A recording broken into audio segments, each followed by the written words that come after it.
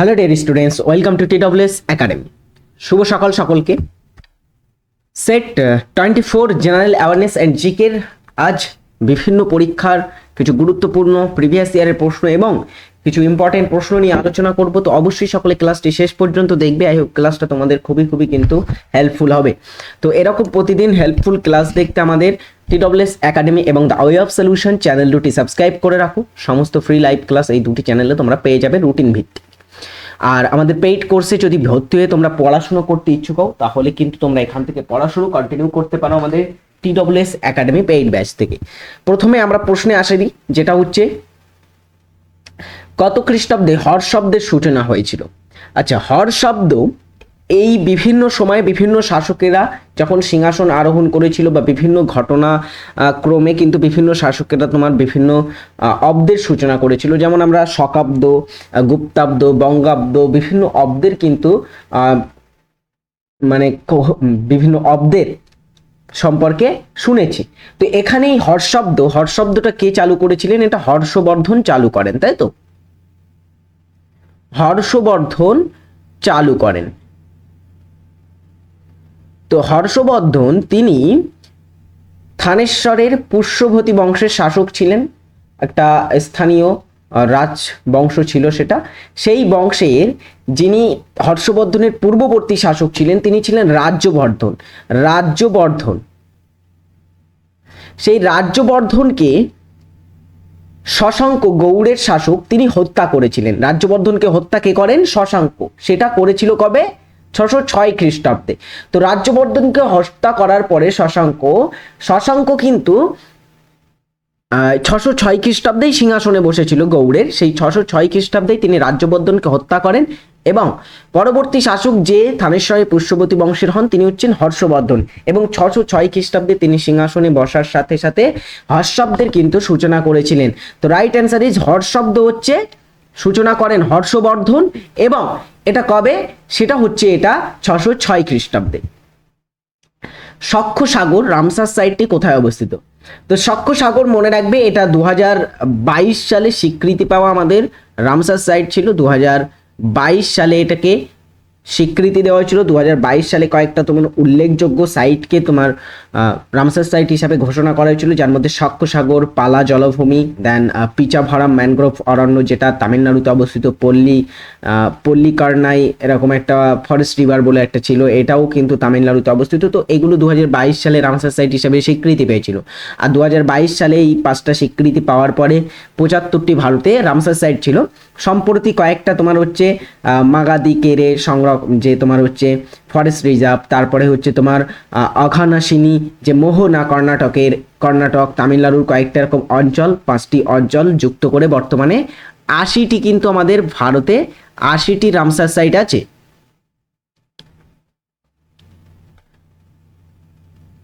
তো ভারতে বর্তমানে কতগুলি রামসার সাইট আছে? 80টি রামসার সাইট আছে। সম্প্রতি কিন্তু 5টি যুক্ত হয়েছে। তো সখ্য সাগর 2022 সালে রামসার সাইট হিসেবে স্বীকৃতি পেয়েছিল। এটা কোথায়? এটা মধ্যপ্রদেশ রাজ্যে অবস্থিত। কোথায় অবস্থিত? মধ্যপ্রদেশ রাজ্যে।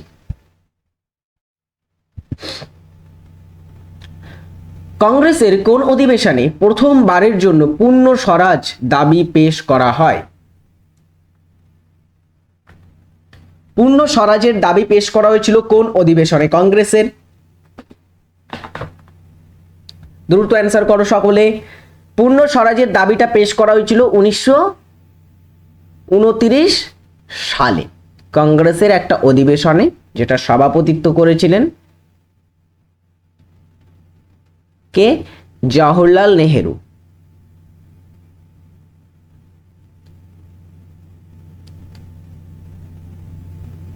তো জওহরলাল নেহেরুর সভাপতিত্বে রাভি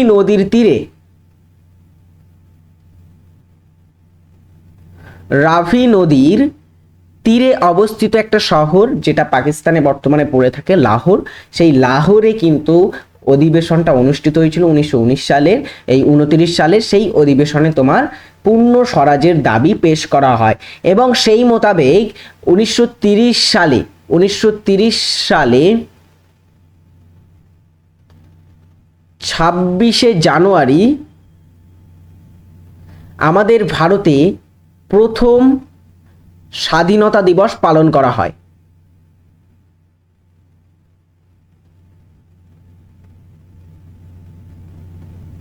এবং এর যেই প্রথম স্বাধীনতা দিবস পালনের যে তোমার ব্যাপারটা, যে প্রস্তাব, সেটা কিন্তু এই 1929 সালের লাহোর অধিবেশনেই গৃহীত হয়। ওকে, বুঝতে পেরেছো নিশ্চয়ই। পরের প্রশ্নে আসা যাক।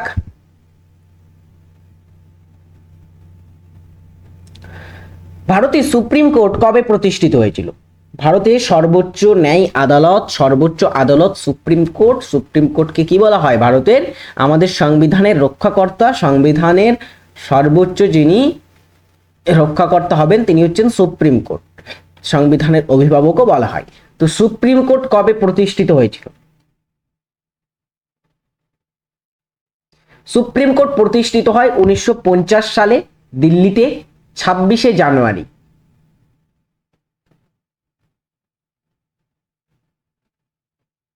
26শে জানুয়ারি 1950 সালে সুপ্রিম কোর্ট প্রতিষ্ঠিত হয়। আচ্ছা, এখানে আরো একটা জিনিস মনে রাখো, এটা থেকেও প্রশ্ন আসে। আমাদের ভারতের প্রাচীনতম হাইকোর্ট যেটা হচ্ছে তোমার কলকাতা হাইকোর্ট, সেটা কবে প্রতিষ্ঠিত হয়? কলকাতা হাইকোর্ট কবে প্রতিষ্ঠিত হয়, স্থাপিত হয় বললে হবে? 1862 সালে কলকাতা হাইকোর্ট প্রথম আমাদের ভারতের কোনো অঞ্চলে হাইকোর্ট হিসাবে প্রতিষ্ঠিত হয়েছিল। মিরাট ষড়যন্ত্র মামলা শুরু হয়েছিল কবে? মিরাট ষড়যন্ত্র মামলা বলো সকলে।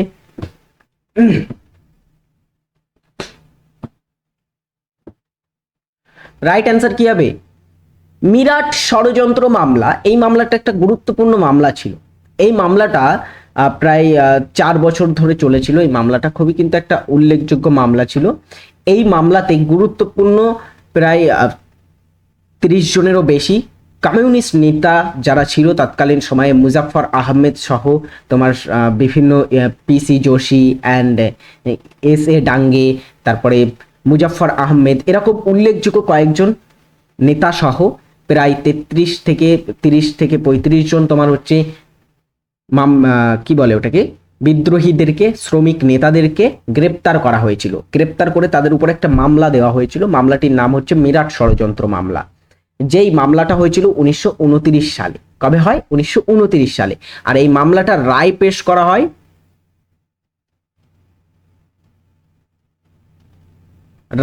হয় 1933 সালে। তো এখানে দুটো ব্যক্তির নাম তোমরা একটু মনে রাখবে, পিসি যোশী, এস.এ. ডাঙ্গে এবং মুজাফফর আহমেদ। তো এটা থেকে প্রশ্ন আসে যে মিরাট ষড়যন্ত্র মামলায় নিম্নলিখিত ব্যক্তিদের মধ্যে কাকে গ্রেপ্তার করা হয়েছিল, এরকম ভাবে প্রশ্ন আসে। তো সেখানে যদি এই সমস্ত নামগুলো থাকে সেটা তোমরা কিন্তু অ্যান্সার করো। ওকে,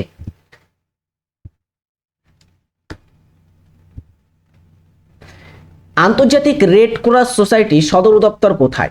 আন্তর্জাতিক রেড ক্রস সোসাইটি এটা একটা কি? এটা একটা হচ্ছে স্বেচ্ছাসেবী সংগঠন। এই সংগঠনটা সদর দপ্তর কোথায়? 1863 সালে এই সংগঠনটি প্রতিষ্ঠিত হয়েছিল। আর এই সংগঠনটি যিনি প্রতিষ্ঠা করেছিলেন, ওকে, প্রতিষ্ঠা যিনি করেছিলেন তিনি হচ্ছেন একজন সুইজারল্যান্ডের সমাজকর্মী, যার নাম হচ্ছে হেনরি ডুরান্ট। ঠিক আছে, তো তিনি এটা প্রতিষ্ঠা করেছিলেন। এই সংগঠনটি সদর দপ্তর কোথায়? এটা সদর দপ্তর হচ্ছে সুইজারল্যান্ডের জেনেভাতে। এই সংগঠনটি 3 বার শান্তিতে নোবেল পুরস্কার পেয়েছে। কতবার? 3 বার শান্তিতে নোবেল পুরস্কার পেয়েছে, যেটা সর্বোচ্চ কোনো একটা সংস্থা বা ব্যক্তি দ্বারা ইন্ডিভিজুয়াল সবচেয়ে বেশিবার নোবেল পুরস্কার পাওয়া কোনো একটি ইভেন্টে এটা পেয়েছিল।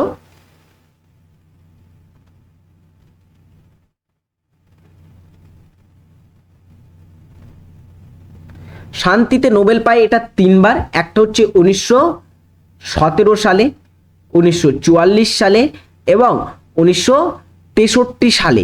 এই 3 বার এরা নোবেল পুরস্কার পেয়েছিল। আচ্ছা, এর আদলে আমাদের ভারতেও একটা ইন্ডিয়ান রেড ক্রস সোসাইটি আছে। ইন্ডিয়ান রেড ক্রস সোসাইটি আছে, ঠিক আছে। সেটার সদর দপ্তর হচ্ছে দিল্লিতে, মনে রাখবে। আর 1920 সালে এটা প্রতিষ্ঠিত হয়। এটা প্রতিষ্ঠিত হয় 1920 সালে। নিম্নলিখিত জোড়গুলির মধ্যে কোন জোটটি সঠিক নয়? গতকালকে এখান থেকে প্রশ্ন করিয়েছিলাম তোমাদের যে ম্যাঙ্গানিজের সর্ব উৎকৃষ্ট আকরিকের নাম কি, এরকম ভাবে একটা কোশ্চেন ছিল। কি পড়েছিলাম আমরা? পাইরোলুসাইডস হচ্ছে ম্যাঙ্গানিজের আকরিক। তো এখানে অ্যান্সার হবে পাইরোলুসাইড, এটা হচ্ছে ম্যাঙ্গানিজের আকরিক, এটা জিঙ্কের আকরিক নয়। জিঙ্কের আকরিক বললে কি কি হবে? জিঙ্কের আকরিক হচ্ছে তোমার Zn, অর্থাৎ জিঙ্কের আকরিক আছে জিঙ্কাইট, জিঙ্কাইট, তারপরে আছে তোমার জিঙ্ক ব্লেন্ড,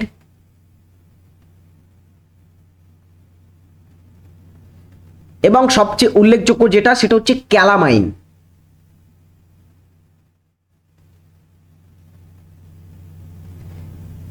প্রভৃতি হচ্ছে জিঙ্কের আকরিক। অ্যালুমিনিয়ামের আকরিক আমরা দেখেছি বক্সাইট, গিবসাইট এবং ক্রায়োলাইট।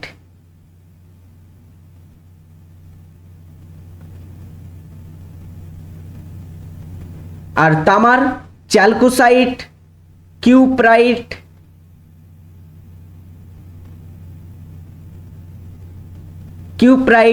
চ্যালকোসাইট এবং কপার পাইরাইটস প্রভৃতি হচ্ছে তামার কিছু আকরিক। লোহার ম্যাগনেটাইট আছে, আমি লিখছি না, red haematite, magnetite, সিডারাইট, iron pyrites, এগুলো মুখস্থ রাখতে হবে তোমাদের। লোহার কিছু আকরিকের নাম। ম্যাগনেটাইটটা হচ্ছে লোহার কিন্তু অন্যতম একটা উৎকৃষ্ট আকরিকের মধ্যে পড়ে থাকে। পরের প্রশ্নটা করো সকলে।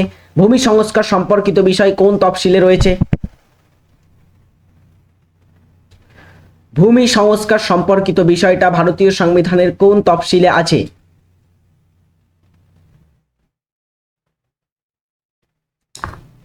রাইট অ্যান্সার কি হবে? ভারতীয় সংবিধানের নবম তফসিল, যেটা পরবর্তী সময়ে যুক্ত হয়েছিল 1951-তে।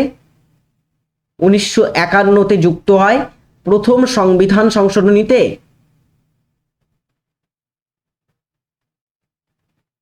প্রথম সংবিধান সংশোধনী তাহলে কবে হয়েছিল?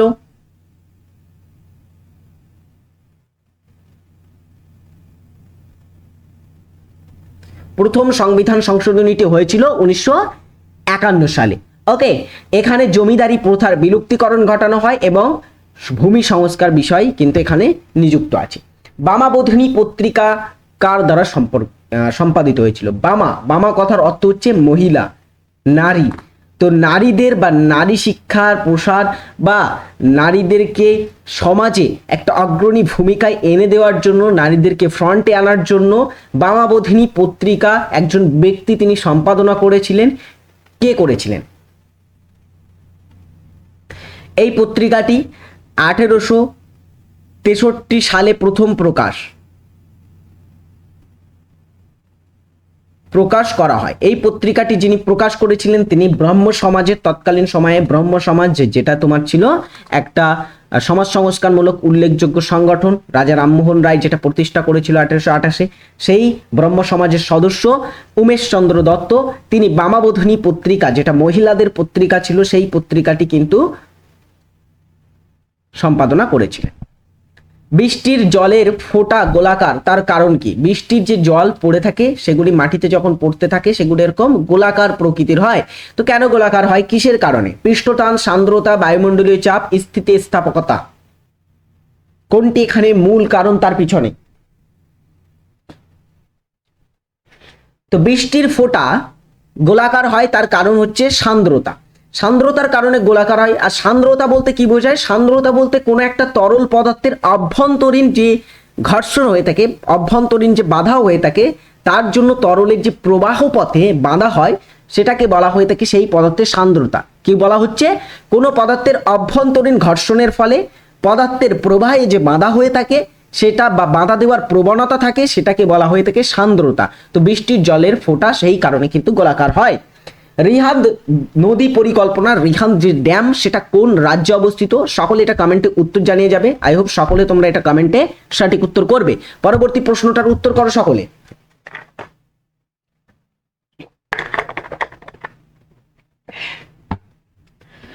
বায়ু বিদ্যুৎ বা বায়ু খামার, ভারতের বৃহত্তম বায়ু খামারটা কোথায় অবস্থিত? ভারতের বৃহত্তম বায়ু খামার, বায়ু হচ্ছে একটা কি পুনর্নবীকরণযোগ্য শক্তি। সম্পদ, সেই বায়ু শক্তি আমরা আমাদের ভারতে বিভিন্ন রাজ্য উৎপাদন করে থাকে, যার মধ্যে তামিলনাড়ু সবচেয়ে বেশি কিন্তু বায়ু শক্তি তৈরি করে থাকে। ঠিক আছে, বায়ু শক্তি উৎপাদনে বা বায়ু বিদ্যুৎ উৎপাদনে প্রথম স্থান অধিকার করে থাকে তামিলনাড়ু।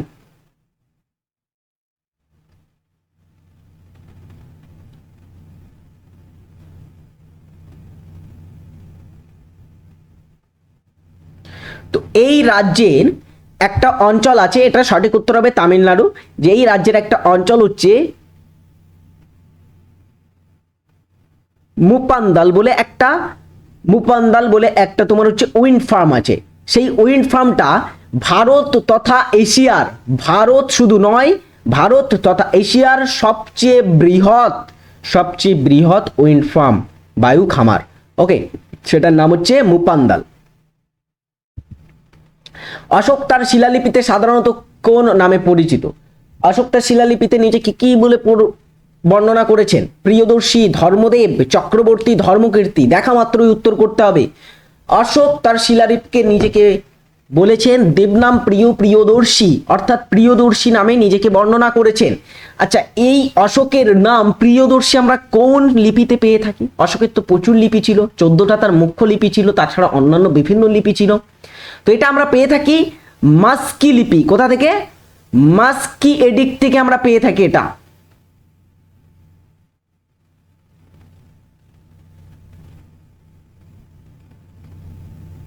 মাস্কি লিপিতে আমরা পাই অশোক তাকে প্রিয়দর্শী বলে বর্ণনা করছে। যাযাবর কার ছদ্মনাম? রাইট অ্যান্সার কি হবে? যাযাবর ছদ্মনামে কে লিখতেন?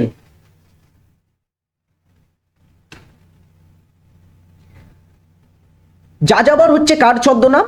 যাযাবর ছদ্মনাম হচ্ছে বিনয় মুখোপাধ্যায়ের ছদ্মনাম। কালীপ্রসন্ন সিংহ বিখ্যাত ছদ্মনাম কি নাম?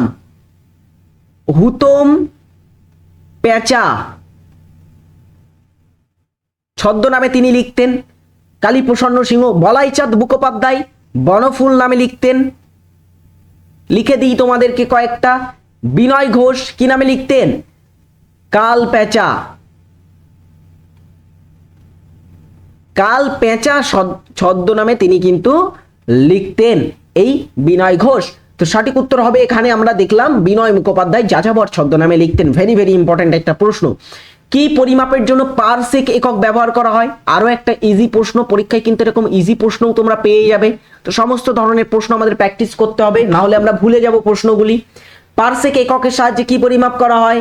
পারসেক হচ্ছে একটা মহাজাগতিক দূরত্ব পরিমাপের একক। পারসেক এককের সাহায্যে মহাজাগতিক দূরত্ব পরিমাপ করা হয়। আমরা দেখেছি এক পারসেক ইকুয়াল আমরা ধরি 3.26 আলোকবর্ষ। আলোকবর্ষ কাকে বলে? আলোকবর্ষ হচ্ছে কাকে বলে থাকে? এক বছরে শূন্য মাধ্যমে আলো যতটা পথ অতিক্রম করে সেটাকে বলা হয়ে থাকে আলোকবর্ষ। এক বছরে শূন্য মাধ্যমে আলো কতটা পথ অতিক্রম করতে পারবে এটার কিন্তু কোনো ঠিক ঠিকানা নেই, মানে গণনার বাইরে। এরকম 3.26 আলোকবর্ষ যোগ করলে তোমার হবে 1 পারসেক। এটা মহাজাগতিক দূরত্ব পরিমাপ করতে ব্যবহার করা হয়। কার সভাপতিত্বে প্রথম জৈন সম্মেলন অনুষ্ঠিত হয়েছিল? তো আমরা দেখেছি যে তোমার বৌদ্ধ ধর্মের 4টি প্রধান সম্মেলন অনুষ্ঠিত হয়েছিল। বৌদ্ধ ধর্মে সেই রাজগৃহ, পাটলিপুত্র, তারপরে হচ্ছে তোমার বৈশালীতে হয়েছিল, কাশ্মীরে হয়েছিল কনিষ্কের সময়। 4টি প্রধান আমরা দেখেছিলাম বৌদ্ধ সম্মেলনের জিনিস, বৌদ্ধ সম্মেলন হয়েছিল। তেমনি জৈন সম্মেলনও অনুষ্ঠিত হয়েছিল কয়েকটা। দুটো জৈন সম্মেলন আমরা ইতিহাসে পেয়ে থাকি। একটি হচ্ছে প্রথম জৈন সম্মেলন খ্রিস্টীয় 3য় শতাব্দীতে, এটা 3য় 4র্থ শতাব্দীর মধ্যে এটা তোমার আয়োজিত হয়েছিল। যেটা হয়েছিল কোথায়? এটা হয়েছিল পাটলিপুত্রে।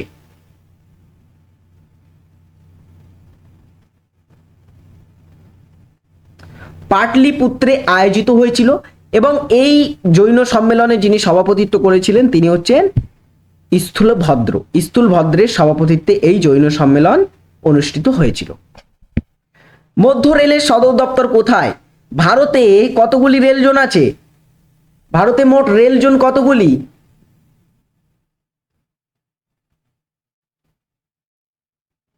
সেটা হচ্ছে 18টি মোট রেল জোনে কিন্তু ভারতকে বিভক্ত করা হচ্ছে। সেই 18টি রেল জোনের মধ্যে আমাদের কলকাতা পূর্ব রেল, দক্ষিণ পূর্ব rail and Kolkata metro rail, এই তিনটে সদর দপ্তর কলকাতাতে অবস্থিত। তেমনি মধ্য রেলের যে সদর দপ্তর সেটা কোথায়? রাইট অ্যান্সার ইজ মুম্বাইতে অবস্থিত মধ্য রেলের সদর দপ্তর। কোন দেশের সুপ্রিম কোর্টের বিচার বিভাগীয় পর্যালোচনার ক্ষমতা নেই?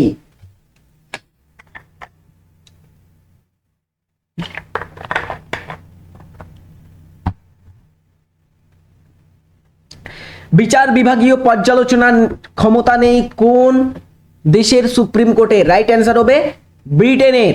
ব্রিটেনের সুপ্রিম কোর্টের বিচার বিভাগীয় পর্যালোচনার ক্ষমতা নেই। অ্যামিবার রেচনাঙ্গের নাম কি? দ্রুত অ্যান্সার কবে?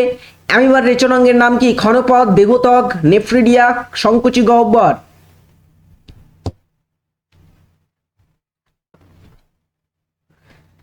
অ্যামিবার রেচনাঙ্গের নাম হচ্ছে সংকুচি গহ্বর। কনৌজের মৌখরী বংশের প্রতিষ্ঠাতা কে ছিলেন? কনৌজে মৌখরী বংশটা শাসন করত, সেই মৌখরী বংশের প্রতিষ্ঠাতা কে ছিলেন? বিন্দু শক্তি, তারপরে দন্তিদুর্গ, পুষ্যবর্মন, হরিবর্মন। বিন্দু শক্তি হচ্ছে আমরা যেটা দেখেছি বকাটক বংশের তিনি শাসক ছিলেন, দন্তিদুর্গ ছিলেন রাষ্ট্রকূট। তো এখানে রাইট অ্যান্সার কি হবে? কনৌজের মৌখরী বংশের প্রতিষ্ঠাতা যিনি ছিলেন তিনি হচ্ছেন রাজা হরিবর্মন। অর্থ কমিশন কতজন সদস্য নিয়ে গঠিত হয়ে থাকে? একজন সভাপতি থাকে অর্থ কমিশনে, যাকে রাষ্ট্রপতি নিযুক্ত করেন 280 নং ধারা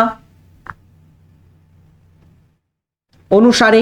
আমরা জেনে আছি, তাই তো? এটা একদমই মুখস্থ রাখতে হবে অর্থ কমিশন সম্পর্কে কোথায় বলা হয়েছে। আর অর্থ কমিশনে কতজন সদস্য থাকে? আর একজন সভাপতিত্ব থাকে তাতে। বর্তমান কে 16তম সভাপতিত্ব কে করছেন? সকলে কমেন্টেটর জানিয়ে যাও। পরেরটা দেখো, এখানে অ্যান্সার হবে 1 মিনিট।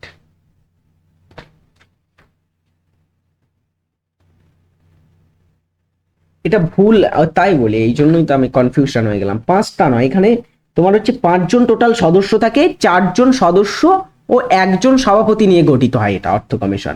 একজন সভাপতি প্রতি 5 বছর অন্তর রাষ্ট্রপতি গঠন করেন, 4 জন সাধারণ সদস্য এবং একজন সভাপতি নিয়ে। ওকে, এবারে ঠিক আছে। পরেরটা, আমাদের নতুন ব্যাচ TWS একাডেমিতে ব্যাচে তোমরা যদি ভর্তি হয়ে পড়াশোনা করতে ইচ্ছুক হও তাহলে আমাদের TWS একাডেমি অ্যাপটি চেক আউট করতে পারো। সেখান থেকে তোমাদের কিন্তু বেস্ট ক্লাস প্রোভাইড করা হচ্ছে। সমস্ত বিষয়ভিত্তিক ক্লাস তোমরা এখানে পেয়ে যাবে, সমস্ত ধরনের মক টেস্ট অ্যান্ড তোমাদের প্রিপারেশনের জন্য বেস্ট এখানে এনভায়রনমেন্ট ক্রিয়েট করা হয়েছে। তো অবশ্যই তোমরা TWS একাডেমি অ্যাপ থেকে পড়াশুনো আজ থেকে শুরু করে দাও। TWS একাডেমি অ্যাপ থেকে প্রস্তুতি নেওয়া শুরু করো। আশা করবো তোমরা একটা পরীক্ষায় ভালো ফল অর্জন করবে। পরের প্রশ্নটা আসা যাক, কোন বস্তুর ওজন, কোনো বস্তুর ওজন 36 কেজি হলে চাঁদে তার ওজন কত হবে? চাঁদে তার ওজন কত হবে? কি হবে? চাঁদে কোনো বস্তুর ওয়েট কি হবে? এটা আমি আমাদের জিকের ঝুলি ক্লাসে খুব সুন্দর করে বুঝিয়ে দিয়েছিলাম। জিকের ঝুলি ক্লাসে যেখানে বুঝিয়েছিলাম ভার এবং ভর বিষয় দুটি আলাদা, তাই তো? তো এখানে আমরা ভর জিনিসটা বুঝবো। ফার্স্টে ভর বলতে বোঝানো হয়ে থাকে কোনো বস্তুর মধ্যে কত পরিমাণে পদার্থ আছে সেটাকে বোঝানো হয় ভর বলে, ঠিক আছে? ভর বিষয়টা বলতে বোঝায় কোনো বস্তুর মধ্যে কতটা পরিমাণে পদার্থ আছে। তো ভরের কিন্তু কোনো পরিবর্তন হয় না, সেটা তুমি চাঁদে নিয়ে যাও বা যে কোনো জায়গায় নিয়ে যাও, এটার কিন্তু কোনো পরিবর্তন হবে না। কিন্তু ওজনের পরিবর্তন হয়। ওজনের পরিবর্তন হয়। ওজনের কতটা পরিবর্তন হয়? ওজন বলতে বোঝানো হয় সাধারণত কোনো বস্তুকে সেই মাধ্যাকর্ষণ শক্তি কতটা বল দ্বারা নিজের দিকে টানছে, সেটা হচ্ছে সেই বস্তুর ওজন হবে। যেমন আমাদের পৃথিবীর মাধ্যাকর্ষণ শক্তিটা বেশি, এই কারণে পৃথিবীর কোনো বস্তুর ওজন কিন্তু বেশি হবে।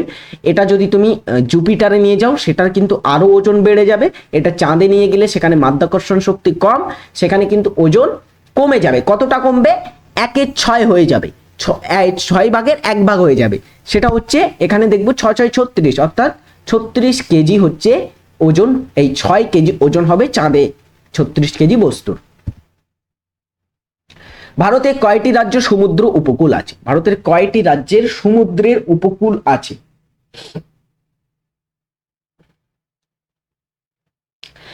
ভারতে 28টি রাজ্য আছে। 28টি রাজ্যের মধ্যে সমুদ্র উপকূলে কয়টি রাজ্য আছে? বিভিন্ন রাজ্য আছে। গুজরাট আছে, আমরা দেখেছি, যার সবচেয়ে বড় উপকূল রেখা গুজরাট, তারপরে মহারাষ্ট্র, কয়টি হচ্ছে গোনো? গুজরাট, এখানে আমি সংক্ষেপে লিখছি জিটি, MH মহারাষ্ট্র, গোয়া আছে, তারপরে আছে তোমার কর্ণাটকা, কর্ণাটকা আছে, অ্যান্ড কেরল আছে, তারপরে আছে তামিলনাড়ু আছে, দেন আছে তোমার হচ্ছে অন্ধ্রপ্রদেশ আছে, আর কি কি আছে? অন্ধ্রপ্রদেশ আছে, ওডিশা আছে, ওডিশাটা কীভাবে লিখে, ও আর লিখে দিচ্ছি, ওডিশা অ্যান্ড ওয়েস্ট বেঙ্গল, এই কয়েকটি রাজ্য আছে, 1টি 2টি 3টি 4টি 5টি 6টি 7টি 8টি 9টি রাজ্য হচ্ছে আমাদের ভারতের উপকূলবর্তী রাজ্য। এখানে অ্যান্সার হবে অপশান বি, 9টি রাজ্য। ইউনিফর্ম সিভিল কোডের বিষয়টি ভারতীয় সংবিধানের কত নং ধারায় আছে? ইউনিফর্ম সিভিল কোড সম্পর্কে কোথায় আছে?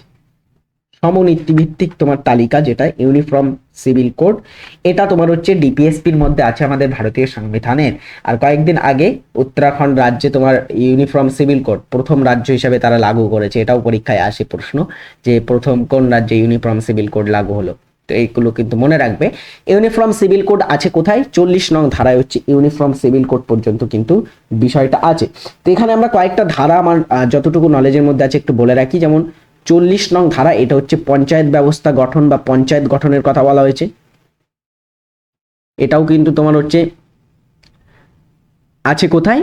এটা আছে কিন্তু তোমার রাষ্ট্র পরিচালনা নির্দেশমূলক নীতি সমূহের মধ্যে, যেটা 36 থেকে 51 নং ধারার মধ্যে আছে। সেখানে বিভিন্ন বিষয় বর্ণিত আছে, যেমন সর্বশেষ 51 নং বিষয়, যেখানে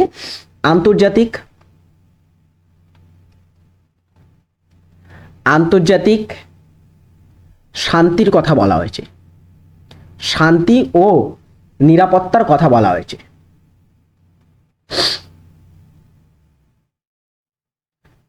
তো এটা হচ্ছে 51 নং ধারা। 56টা অতটা 56টা আমার মনে আসছে না, বলতে পারবো না, যাই হোক। পরেরটা দেখো, 56টা কিসের সঙ্গে যুক্ত জানো? আচ্ছা, 56টা তোমার হচ্ছে যুক্ত রাষ্ট্রপতির সঙ্গে যুক্ত। পরেরটা দেখো, কার উপাধি ছিল ব্রাহ্মণন্দ?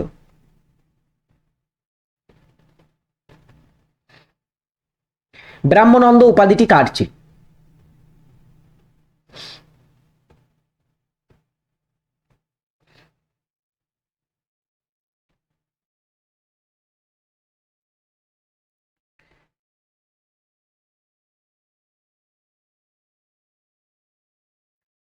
রাইট অ্যান্সার হবে এখানে কেশবচন্দ্র সেনের উপাধি ছিল ব্রাহ্মণন্দ।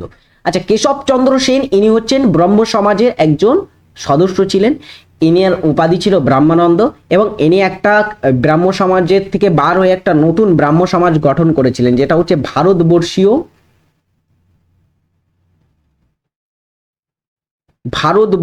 ব্রাহ্ম সমাজ, বা এটার অপর নাম হচ্ছে নববিধান। তো এটার প্রতিষ্ঠাতা তিনি ছিলেন। তো ব্রাহ্ম সমাজ 1888 সালে প্রথম স্প্লিট হয়েছিল। একদিকে ছিল দেবেন্দ্রনাথ ঠাকুর, যিনি আদি ব্রাহ্ম সমাজের নেতৃত্ব দিচ্ছিলেন। অপরদিকে একটা ভারতবর্ষীয় ব্রাহ্ম সমাজ বলে নতুন একটা দল গঠন হয়, যেটা নেতৃত্ব দিচ্ছিলেন কেশবচন্দ্র সেন। ওকে, পরেরটা দেখো, নিচের কোন অঞ্চলটি বছরে 2 বার বৃষ্টিপাত যুক্ত অঞ্চল? বছরে 2 বার বৃষ্টিপাত হয় কোন অঞ্চলে? একটা জিনিস আমরা জানি, ভারতে বছরে 2 বার বৃষ্টিপাত ঘটে থাকে করমণ্ডল উপকূলে। করমণ্ডল উপকূলে বছরে 2 বার বৃষ্টিপাত হয়। যখন মৌসুমী বায়ু ভারতে দক্ষিণ পূর্ব মৌসুমী বায়ু প্রবেশ করে তখন একবার বৃষ্টিপাত ঘটায়, যখন প্রত্যাবর্তন করে তখন একবার বৃষ্টিপাত ঘটায়। তো যখন মৌসুমী বায়ু প্রত্যাবর্তন করে, হিমালয় পর্বতের পাদদেশে বৃষ্টিপাত ঘটিয়ে সেখানে ধাক্কা খেয়ে যখন প্রত্যাবর্তন করে, তখন আরেকটা ভাগ পশ্চিম দিকে যায়। কোন দিকে যায়? পশ্চিম দিকে। পশ্চিম দিকে গিয়ে পাঞ্জাব হরিয়ানা অঞ্চলে কিন্তু প্রচুর পরিমাণে বৃষ্টিপাত ঘটায়। সেটা হচ্ছে বছরে 2 বার বৃষ্টিপাত যুক্ত একটা অঞ্চল কিন্তু। তো পাঞ্জাব হরিয়ানা অঞ্চল অ্যান্ড করমণ্ডল উপকূল, এই দুটো হচ্ছে বছরে 2 বার বৃষ্টিপাত যুক্ত অঞ্চল। আচ্ছা, আজকের ক্লাসটা আমরা এখানেই শেষ করবো। যারা ক্লাসটি শেষ পর্যন্ত দেখলে তাদের আশা করবো ক্লাসটি ভালো লেগেছে। ভালো লেগে থাকলে অবশ্যই সকলে কমেন্টে জানাবে, আর কমেন্টে জানাবে যে আমাদের ভিডিওগুলি তোমাদের কেমন লাগে। সকলে লাইক করবে ক্লাসে, আর ভালো থাকবে, সুস্থ থাকবে, নিজের খেয়াল রাখবে সকলে। এই পর্যন্ত যারা ক্লাসটি দেখলে আমাদের TWS একাডেমি অ্যাপটিও চেক আউট করবে। টাটা।